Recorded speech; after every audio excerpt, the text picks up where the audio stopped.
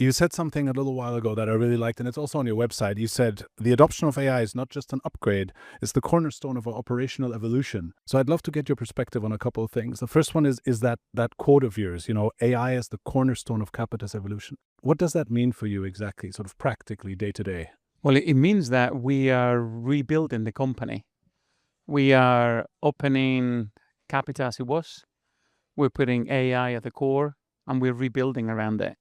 We're making sure that every one of our processes is well understood, documented, and automated where possible. We're making sure that all of our data is available and is used safely and responsibly to train and to deploy AI-based services.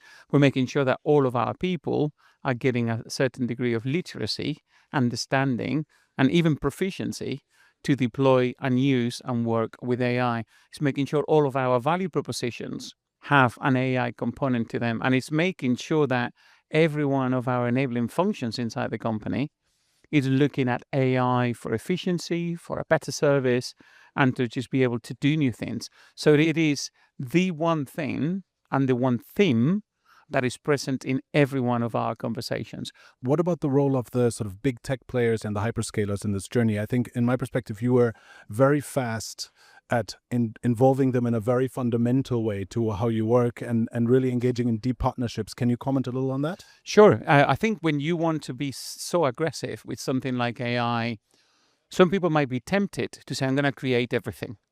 I've got this. The reality is that there is too much innovation going on.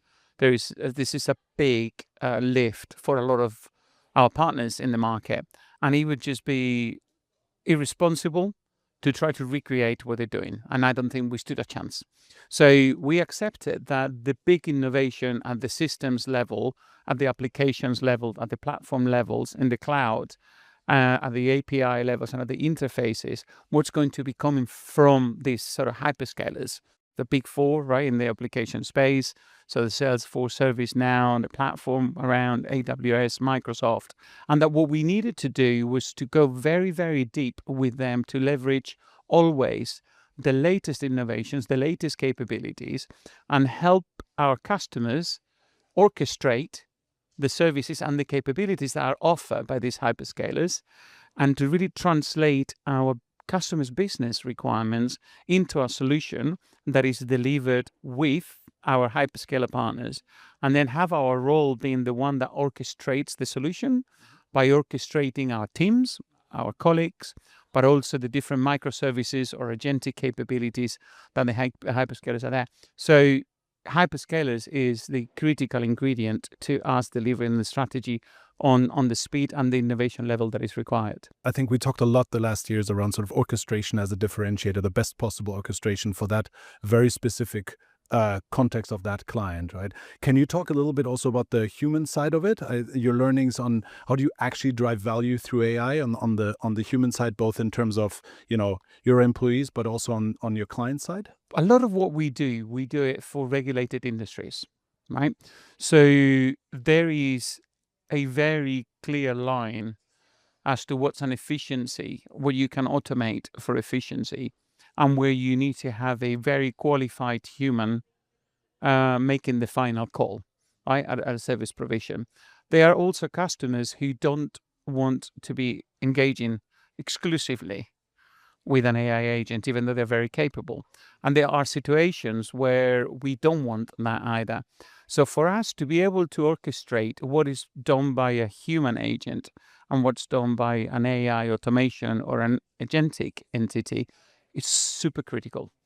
So the key for us is, at the very, very least and at the very, very minimum, everyone should be empowered and augmented by AI, right? That is clear. At the other end, there are some things that are 100% activities that could be easily delegated to an AI. But the real magic is knowing how to orchestrate what's in between. And that's where we're teaching our colleagues to how to work with agents, how to delegate stuff to agents. We're also letting some agents help us with the orchestration of humans and agents.